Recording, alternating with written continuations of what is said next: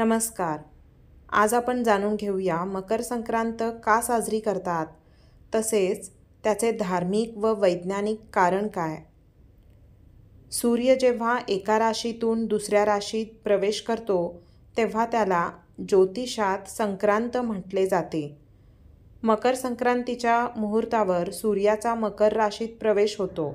एका संक्रांतीपासून दुसऱ्या संक्रांतीपर्यंतचा काळ हा सौर मास म्हणून ओळखला जातो.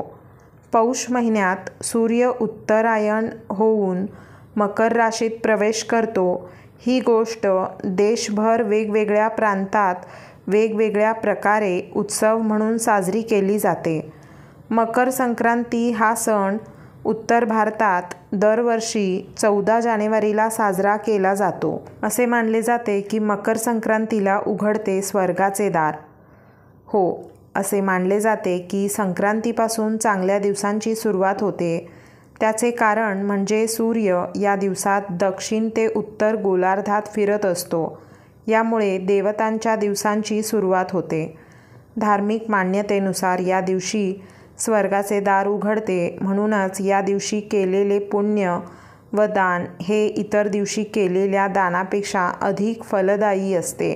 मकर संक्रांतीच्या दिवशी शुद्ध तूप आणि शाल याचे दान केल्यास मोक्षप्राप्ती होते. महाभारत काळात भीष्म पितामह यांनी देहत्याग करण्यासाठी मकर संक्रांतीचा दिवस निवडला होता. गीतेत सांगितले आहे की जो माणूस उत्तरायणात शुक्ल पक्षात देहत्याग करतो त्याला मुक्ती मिळते.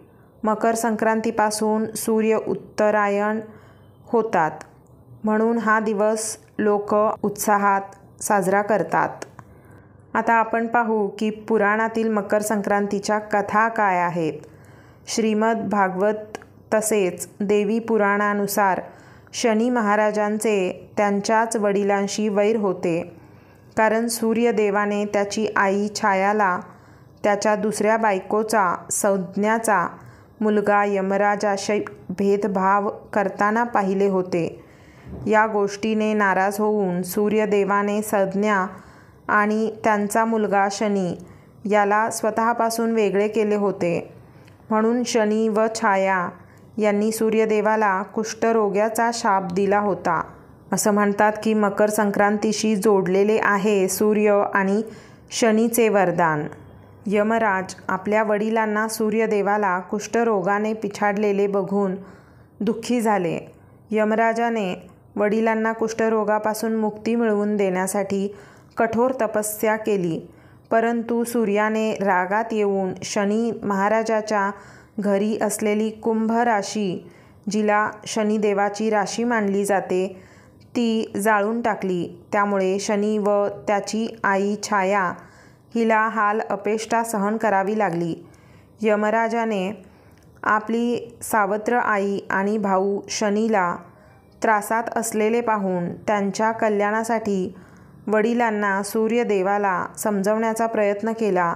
तेव्हा सूर्याने सांगितले की शनी जेव्हा दुसऱ्या घरात म्हणजे मकर राशीत येईल तेव्हा शनीचे घर धनधान्याने भरपूर असेल.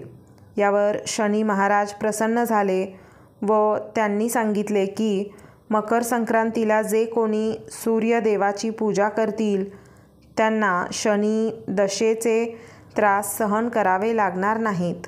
आता मकर संक्रांतीचे सामाजिक व वैज्ञानिक कारण काय आहे ते आपण पाहू. मकर संक्रांतीचे वैज्ञानिक कारण म्हणजे सूर्य उत्तरायण झाल्याने प्रकृतीमध्ये बदलांना सुरुवात होते. थंडीने गारठलेल्या लोकांना सूर्यदेवाच्या उत्तरायण होण्याने थंडीपासून बचाव होण्यास मदत होते. भारत हा कृषीप्रधान देश आहे. येथील सण उत्सवाचे पर्व हे शेतीवर अवलंबून आहे.